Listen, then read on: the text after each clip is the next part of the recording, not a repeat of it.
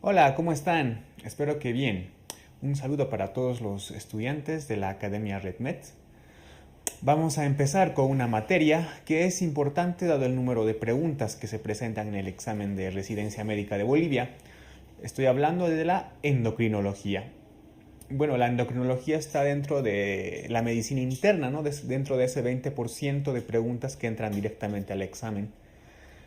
Si nos fijamos en el temario oficial que nos presentan en la convocatoria, vemos que la endocrinología básicamente tiene entre 6 a 5 temas, pero de los cuales los más importantes son la patología tiroidea y la diabetes mellitus, por lo tanto es donde más énfasis vamos a hacer. Dicho esto, te quiero recordar nuevamente de que la idea no es que repases la endocrinología por completo en todas estas videoclases, sino aquellas cosas más importantes de cara al examen, ¿no? Principalmente los temas que están en el temario. Bien, dicho esto, vamos a empezar con el primer tema.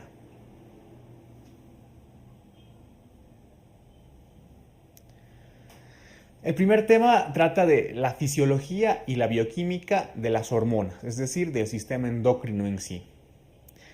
Tanto la anatomía como parte de la fisiología, pues te sugiero que vayas al texto de ciencias básicas, ¿no? En la parte de anatomía, para que veas con más detalle la ubicación de algunas de estas glándulas. Principalmente el sistema endocrino está formado por glándulas, ¿no? Que están en distintas partes de nuestro organismo.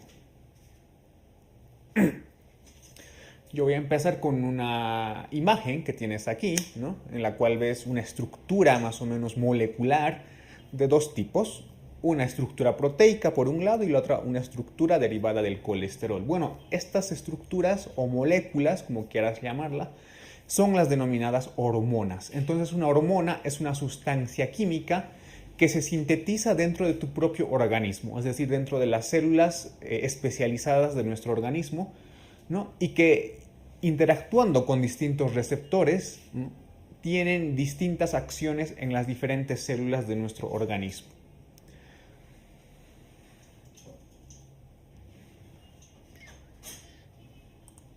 Bien, ¿cómo vamos a clasificar a las hormonas? Hay muchas formas de poder clasificarlas, pero de acuerdo a su estructura química las vamos a clasificar en tres, ¿no?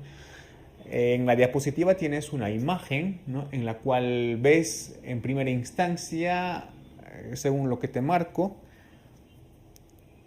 es una imagen que representa un péptido, ¿no? Un péptido que es la unión de aminoácidos, ¿no? En la segunda imagen te muestro un aminoácido, en específico esta es la famosa tirosina, ¿no?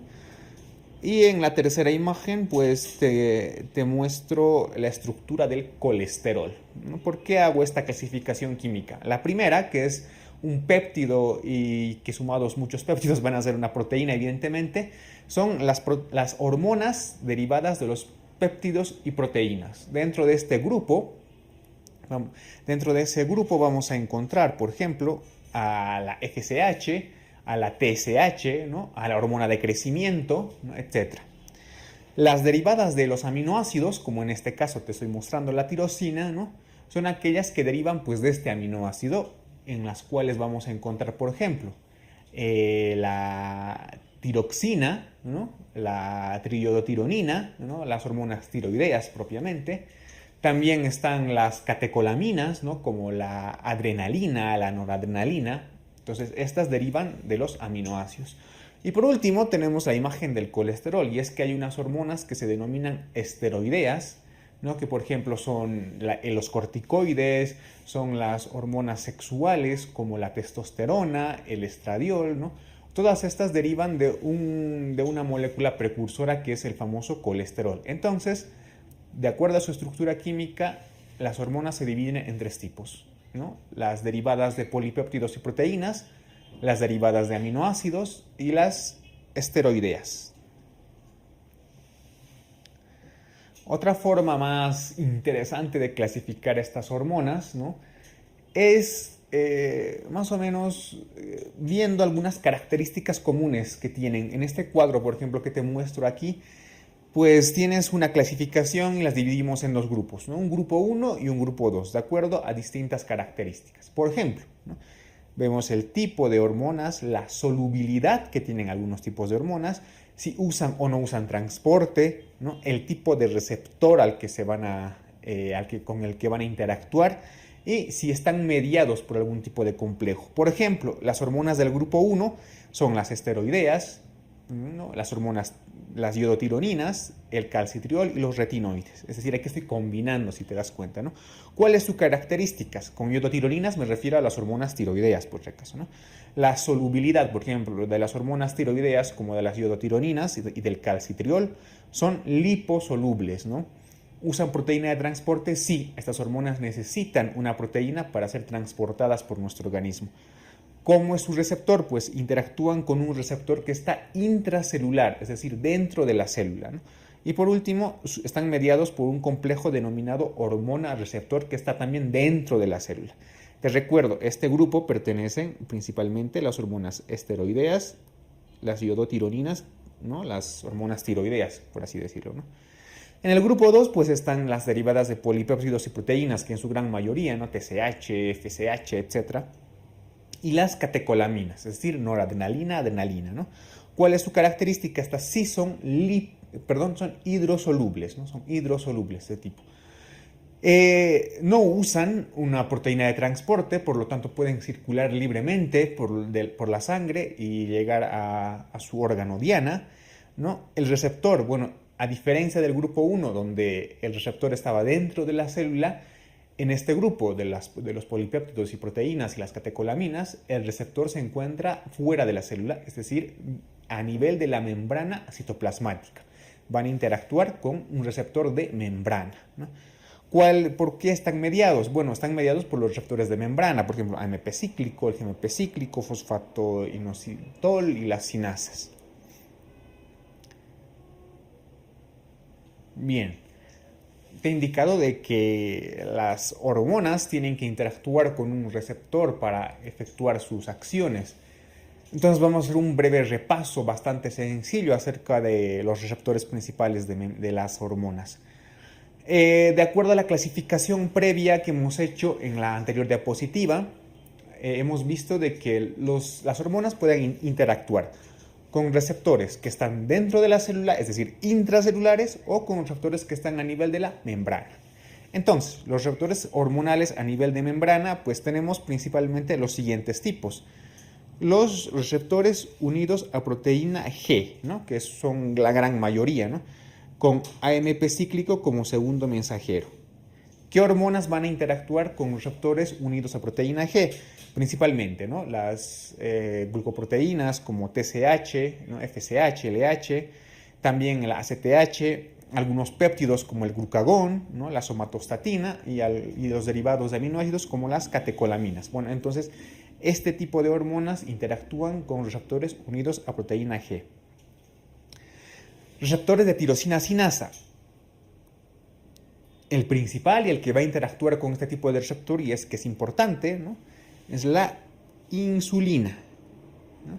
También los factores de crecimiento y la eritropoyetina, pero recuerda que si tienes que acordarte cuál es la hormona que interactúa con un receptor de tirosina sinasa, es la insulina, ¿no? Hay otros tipos de receptores como las citocinas en los cuales interactúa, por ejemplo, la prolactina, los receptores unidos a GMP cíclico con el óxido nítrico, por ejemplo, o el factor auricular natriurético. Bien, esos son los receptores de membrana, ¿no? Que están en la membrana citoplasmática. Tenemos dentro de la célula receptores intracelulares, ¿no? Y dentro de la célula podemos encontrar receptores que están en el citosol y receptores que están en el núcleo de la célula. Los que están en el citosol interactúan con las hormonas esteroideas, es decir, los corticoides, los andrógenos, los estrógenos y la progesterona, ¿no? Y los que están en el núcleo de la célula interactúan con las hormonas tiroideas, ¿no? Entonces, dentro de los receptores intracelulares tenemos citosólicos y nucleares. Los citosólicos interactúan con las hormonas esteroideas y los nucleares interactúan con las hormonas tiroideas. Bien, en este tema vamos a hacer una breve descripción de algunas hormonas importantes. Las hormonas, pues, tanto en cantidad como en descripción, pues abarcan una cantidad, amplia cantidad de tipos, ¿no? Pero por la importancia, ¿no? Y por el número de preguntas que generalmente caen respecto a este tema, vamos a hacer énfasis en los principales grupos solamente.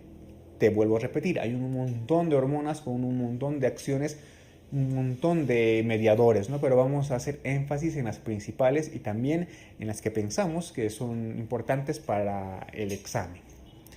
Vamos a empezar entonces con las hormonas hipotalámicas e hipofisiarias. En primera instancia, en la diapositiva te voy a mostrar algunas hormonas hipotalámicas, por una parte, y su acción a nivel de la hipófisis. Bien, las hormonas hipotalámicas, ¿no? Son, por ejemplo, la hormona liberadora de corticotropina, la hormona liberadora de hormona de crecimiento, la hormona liberadora de gonadotropinas, la hormona liberadora de tirotropina, la somatostatina, ¿no? Por ejemplo. Sé que es un poco lioso, ¿no? Pero acuérdate de algo, todo lo que diga liberador o liberadora, algo así, ¿no? O que tenga una R en su abreviatura, pues significa que es una hormona hipotalámica. Todo lo liberador es hipotalámico. Entonces, clasifico hormona liberadora de corticotropina, actúa estimulando la ACTH, por ejemplo. Hormona liberadora de hormona de crecimiento, actúa estimulando la hormona de crecimiento, ¿no? La hormona liberadora de gonadotropinas a nivel de la hipófisis actúa estimulando la FSH y la LH. Y así.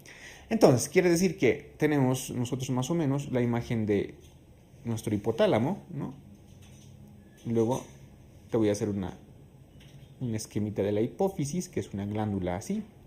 Entonces, todo lo relacionado con el hipotálamo, o todas las hormonas que están en el hipotálamo, actúan directamente sobre la hipófisis, ¿no?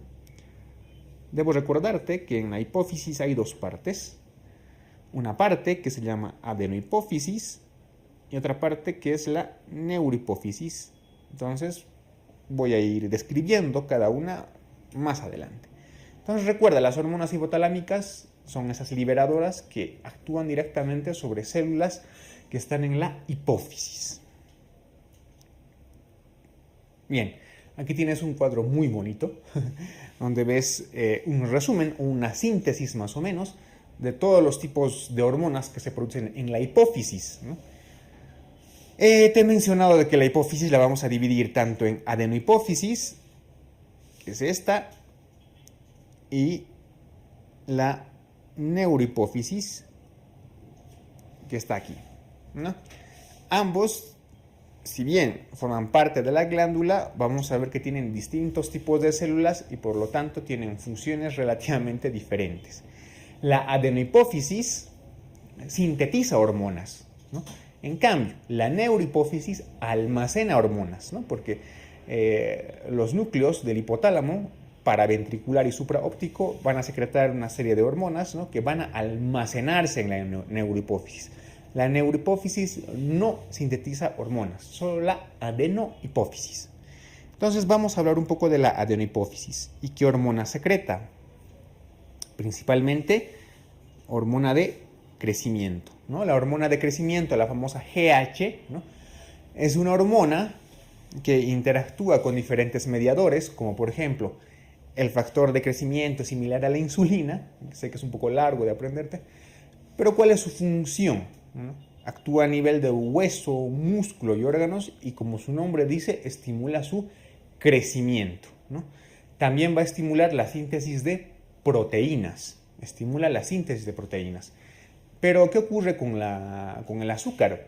Pues la hormona de crecimiento es hiperglucémica, es decir, aumenta el azúcar en la sangre. Quiero que te quedes con un concepto. La hormona de crecimiento, por este efecto, es contrainsular, es decir, actúa en contra de la insulina. Pero básicamente la función principal es actúa sobre el crecimiento de los órganos, ¿no? De músculos, huesos sobre todo, ¿no? Y aumenta la síntesis de proteínas. Tenemos otra hormona que se sintetiza en la adenohipófisis, la prolactina.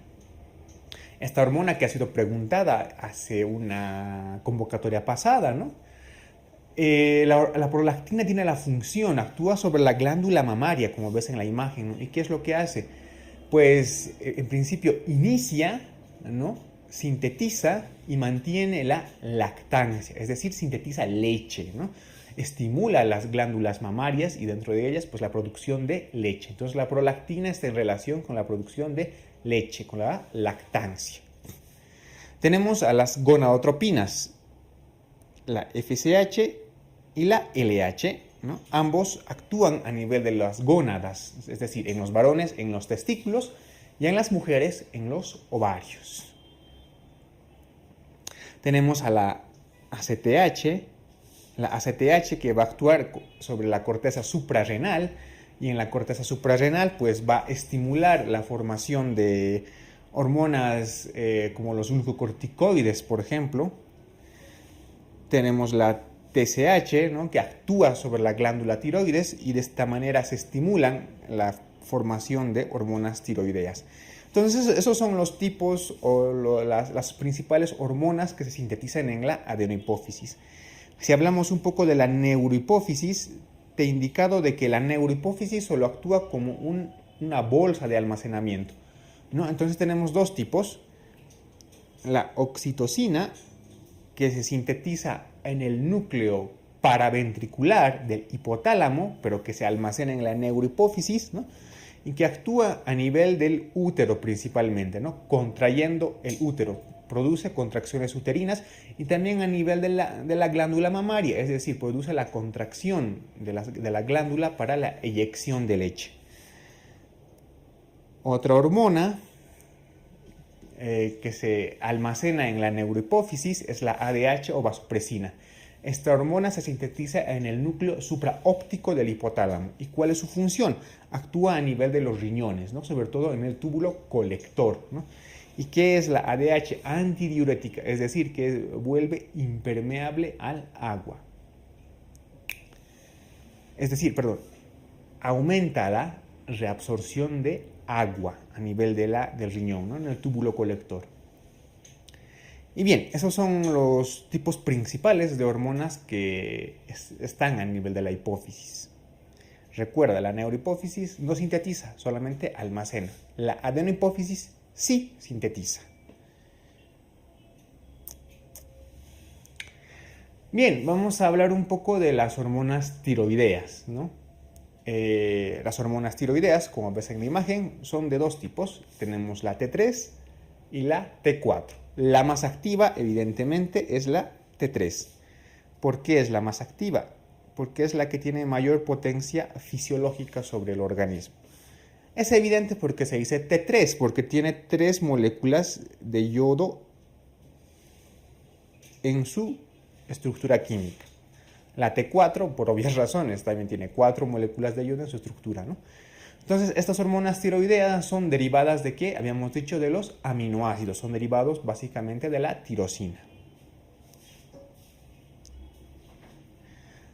Bien, ¿cuál es la síntesis de las hormonas tiroideas o cómo se realiza? Pues es un proceso bastante complejo. Aquí en la imagen ves una imagen que, bueno, te puede marear un poco la cabeza, ¿no? Pero yo creo que te quedes con lo siguiente, ¿no? Con lo que está en los cuadrados ahí enfatizado. ¿Qué hace? Primero, la tiroides concentra el yodo, entonces va a haber una concentración del yodo.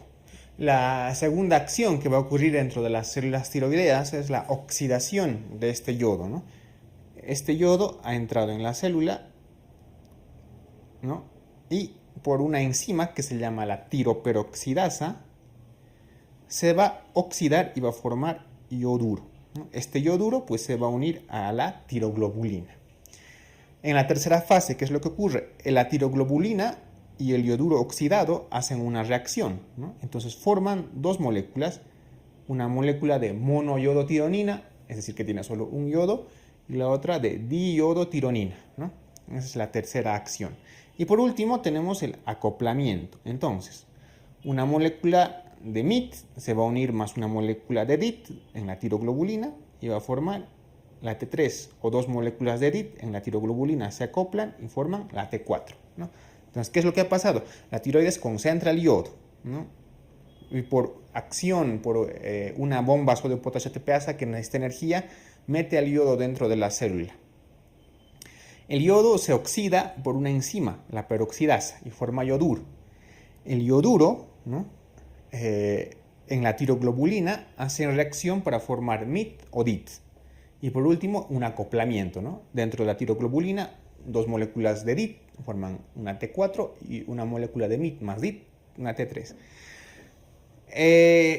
Este acoplamiento pues ocurre dentro del coloide de la célula, ¿no? Entonces, una vez que ocurre esta formación, pues por pinocitosis, estas hormonas entran otra vez a la célula, ¿no?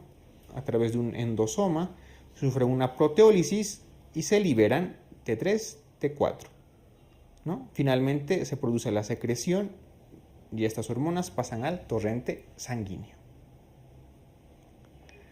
¿Cuáles son las principales acciones de las hormonas tiroideas? Y eso es lo que realmente nos importa, ¿no? De cara al examen, por ejemplo.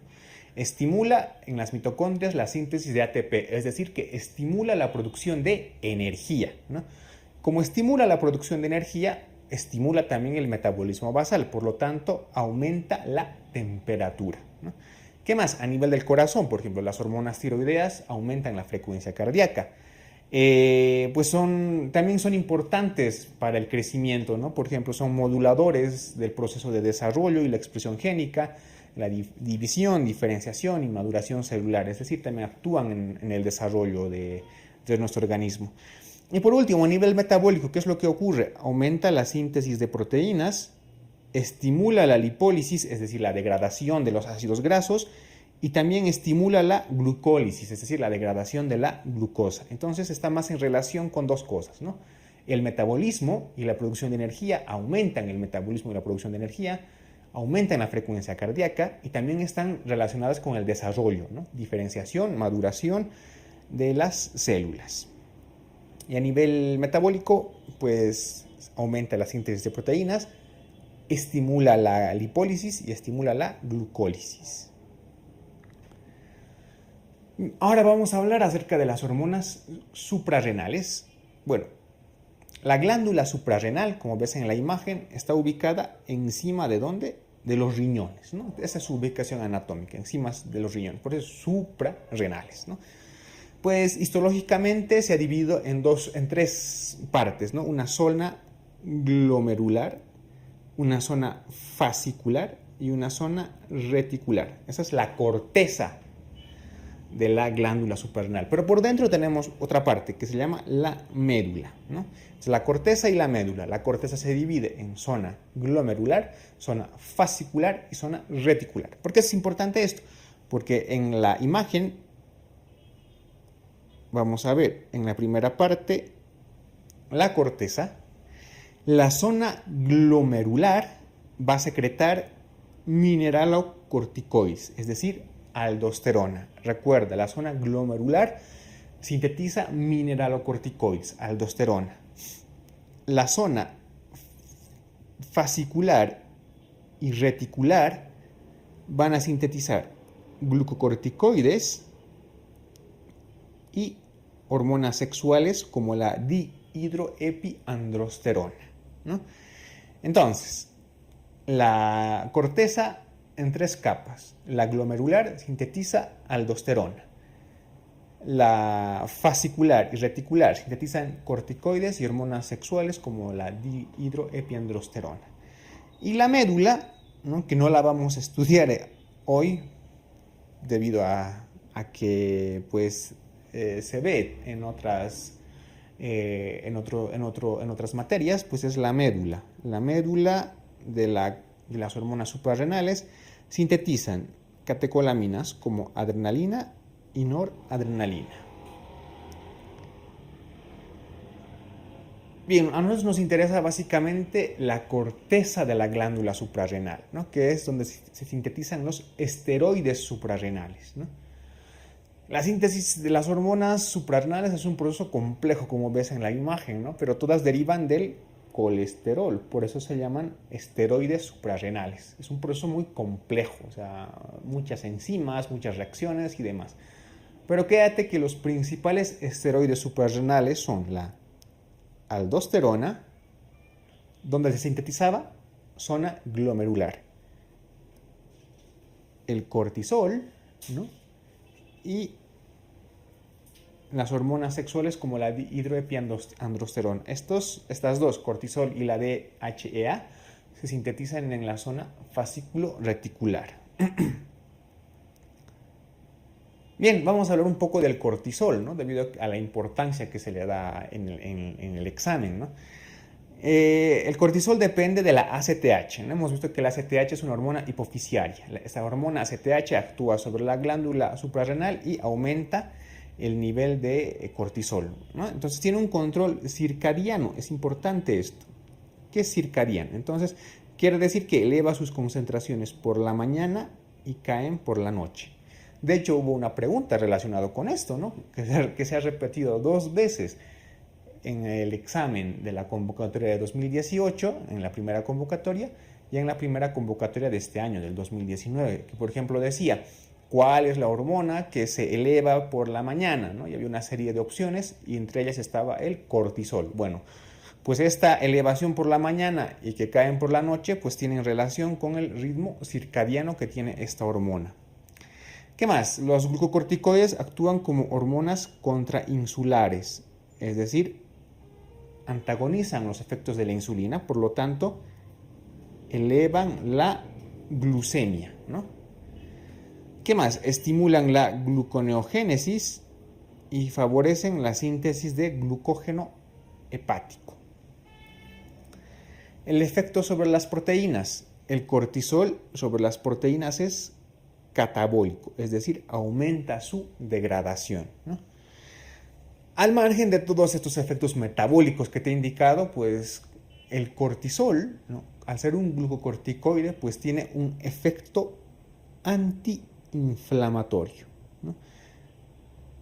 Y también inhiben la producción de algunos anticuerpos, pero tiene una acción antiinflamatoria, ¿no? Esas son las acciones básicas del cortisol. Y recuerda que tiene un control, un ritmo circadiano. Se eleva por la mañana y cae por la noche. La aldosterona. Bueno, la aldosterona la vas a ver un poco también en nefrología y también un poco en el repaso de farmacología. Pues básicamente la aldosterona actúa como un regulador del volumen del líquido extracelular y controla el metabolismo del potasio. Actúa sobre parte final del túbulo distal, ¿no? ¿Y qué es lo que hace? Pues la aldosterona aumenta la reabsorción de sodio, ¿no? Y aumenta la eliminación de potasio, ¿no?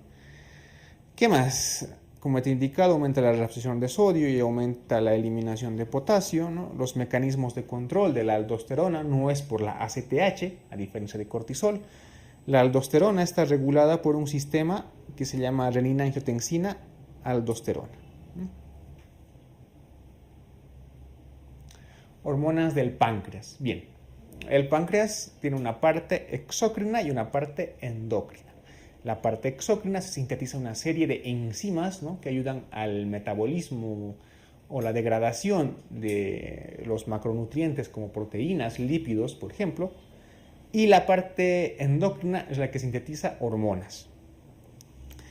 Aquí en la imagen, en el círculo que estoy haciendo, te estoy dibujando un islote pancreático, el famoso islote de Langerhans, ¿no? Este islote tiene una serie de células, la célula beta, la célula alfa, la célula delta y demás, ¿no? Entonces sintetiza una serie de hormonas. Por ejemplo, la más importante, la insulina.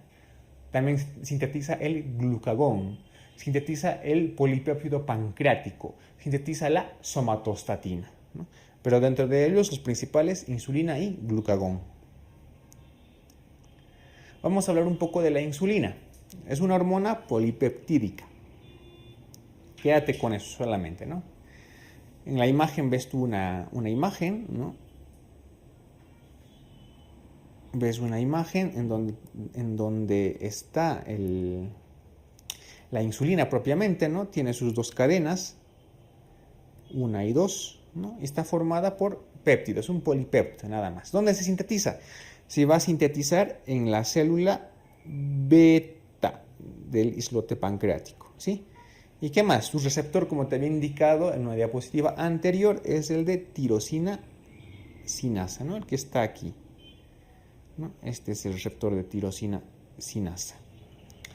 Entonces, si tienes que acordarte algo de la insulina, es que es un polipéptido, hormona polipeptídica, ¿no?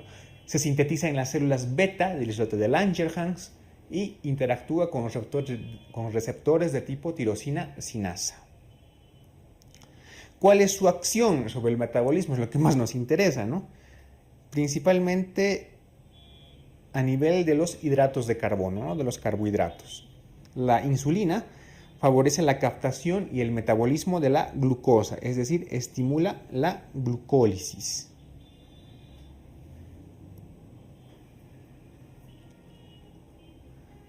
La insulina favorece o estimula la glucólisis, por tanto, estimula el consumo de la glucosa, ¿no? ¿Qué más? Facilita la captación y almacenamiento de la glucosa, es decir, la glucogenogénesis, ¿no? Y por último, inhibe la gluconeogénesis. Esta hormona me va a inhibir la gluconeogénesis. Entonces, a nivel de los carbohidratos, estimula la glucólisis, ¿no? Aumenta el uso de la glucosa por las células, facilita la captación de la glucosa para su almacenamiento en el hígado en forma de glucógeno y también inhibe, ¿no? La gluconeogénesis, es decir, la formación de glucosa nueva por el hígado. ¿Qué es lo que va a ocurrir a nivel de los lípidos y las proteínas? Pues la insulina tiene los siguientes efectos. A nivel de los lípidos, favorece la síntesis y depósito de lípidos, ¿no? Inhibe la lipólisis, por lo tanto, no hay lipólisis, es decir, no degrada los ácidos grasos. A nivel de las proteínas, sintetiza, aumenta la síntesis de proteínas, por lo tanto, inhibe el catabolismo de las proteínas. Es decir, favorece la síntesis de los lípidos y de las proteínas. Y segundo, inhibe la degradación de lípidos y proteínas. La hormona de crecimiento y la insulina se ha demostrado que actúan de manera sinérgica, sobre todo para promover el crecimiento. Y es que, como te he indicado, la hormona de crecimiento actúa estimulando una molécula que se denomina factor de crecimiento similar a la insulina. Otra hormona importante que está dentro del páncreas es el glucagón. Es igual a una hormona polipeptídica, quédate con eso, donde se sintetiza esta vez en las células alfa del islote de Langerhans, ¿no? A diferencia de la insulina, que utiliza un receptor de tirosina sinasa, este utiliza un receptor ligado a proteína G con AMP cíclico como segundo mensajero. Como ves en la imagen, es una estructura polipeptídica, no te interesa el número de aminoácidos ni nada, solamente tienes que saber que es una hormona polipeptídica. Luego, como ves en la imagen, se sintetiza en las células alfa del páncreas. ¿Cuáles son sus efectos? Estimula la glucogenólisis, es decir, la degradación del glucógeno. Estimula la gluconeogénesis hepática e inhibe el depósito de triglicéridos en el hígado. Como ves, el glucagón también es una hormona contrainsular, ¿no? Actúa, pues, hace todo lo contrario que la insulina, ¿no? Estimula la glucogenólisis, estimula la gluconeogénesis hepática y inhibe el depósito de triglicéridos en el hígado.